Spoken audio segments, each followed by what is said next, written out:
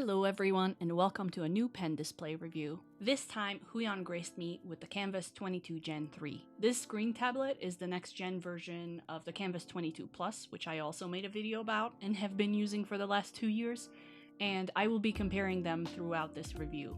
Remember, the old one is the Kamvas 22 Plus. The new one is the Kamvas 22 Gen 3. From what I gather, the regular Kamvases are considered to be Huion's budget line of pen displays, their professional line being named Kamvas Pro, but as far as I'm aware, the Pro line does not have a 22-inch version, only smaller and bigger ones. Anyway, this Kamvas 22 Gen 3 retails for $599 right now, for which you get a large pen display, a sturdy adjustable stand that comes already attached, unlike the previous tablets where I had to screw it on myself. Oh, God damn it! Same different day! A battery-free pen, a pen slot, and a pen holder, and as usual, the pen holder contains 10 extra pen nibs and a small metal ring in the middle for removing the nib. A fancy artist glove with the pinky area reinforced, very nice, a cleaning cloth, a quick start guide, a color calibration report that I will not go in detail about, but I did scan it and I will put it up here if you want to pause and read it. And all the cables, the power adapter, and the two modes of connecting to your computer, either with the USB-C to USB-C cable or using both the USB-C to USB-A and the HDMI to HDMI cables, which is what I use. That's right, no more Cat 09 tails. This means a slightly less clean look on the desktop, but at least if one of your cables breaks, you just get a new one instead of having to buy a whole new 3-in-1 cable for like 40 bucks. You also get a screwdriver and screw set, and that's for this cable cover panel that goes on the back of the tablet. I found that I can't just pop it on with the cables attached, and I had to actually put the screws in to keep the panel on, but it's not like it was a tight fit or anything.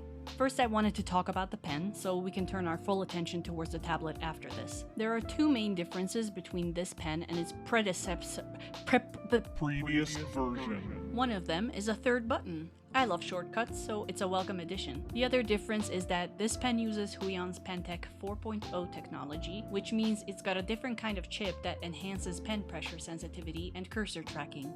I know that they doubled pressure sensitivity to over 16,000 levels, but I can't say it has made a noticeable difference for me. This might be better felt if you airbrush a lot or if you do 3D sculpting, but I've mostly just been drawing so far. I do feel like the cursor tracking has improved significantly. I can interact with things on the very edge of the screen much more accurately, which is pretty necessary because my icons are way smaller and closer to the edges now due to the higher resolution. But maybe it's just the higher resolution that helps the tracking along the edges. Whatever it is, it has noticeably improved. I was really excited about this clip that can hold your pen on top of the tablet, and I always prefer these to the stands that take up real estate on my desktop. I wish it was more towards the middle or that there was an option to place it on either side of the tablet, but after a lifetime of being a left-handed artist, I'm used to this kind of discrimination. Moving on to the tablet itself, at first glance it looks almost identical to the Kamvas 22 Plus. Similar size and sleek design with the slightly beveled sharp edges and logo on the front, but the indicator light has moved from the front to the top, which I like that it's not shining in my face anymore, and there's only one button now. This is how we turn the screen on and off, and by holding it down we find a menu for screen modes, color calibration, brightness settings, resetting, and so on. This menu can be used with the pen only.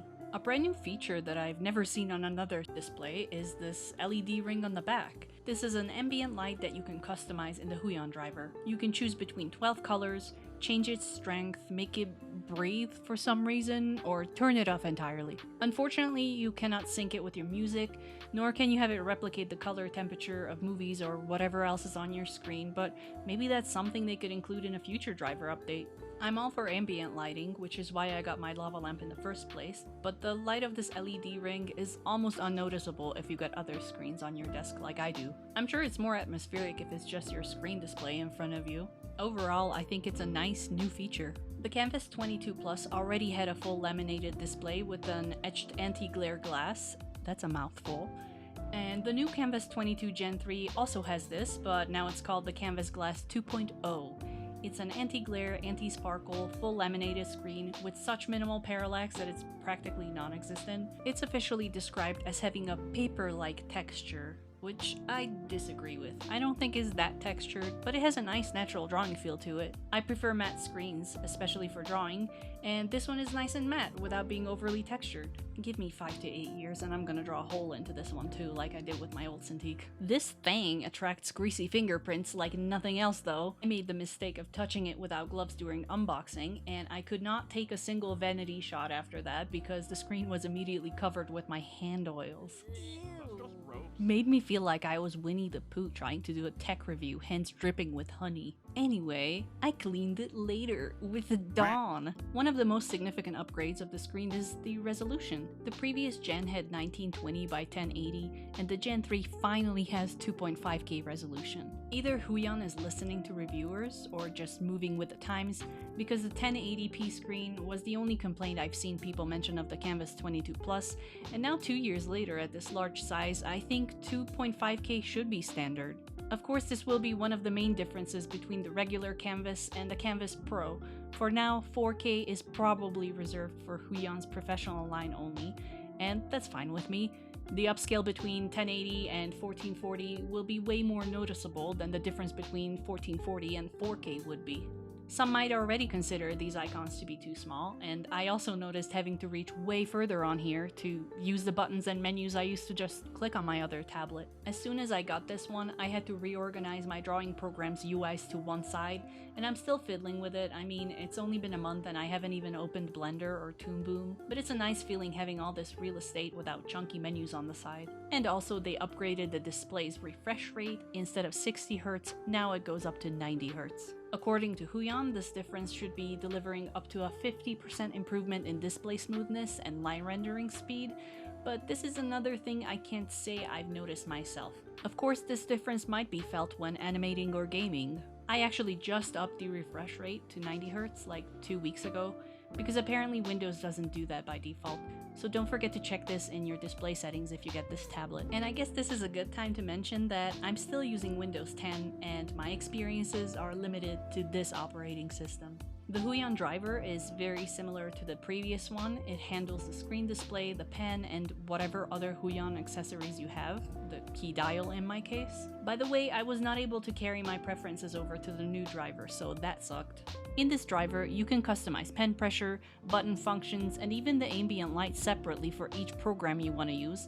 And of course, this is where you can do your cursor calibration too. We have a virtual keyboard again, in case you have more hotkeys than physical buttons on your pen or key dial. I love this. I usually tie it to media, and that way I can skip songs while working. The only problem I had with my previous tablet, and it was a very minor one, was that if my PC went to sleep and then the screens turned back on, the tablet area would be mapped to one of my other displays. It was literally a click to fix though, so it didn't bother me much, but I was wondering if this will happen with the 3rd gen Kamvas 22, and so far I have not experienced it or anything like it.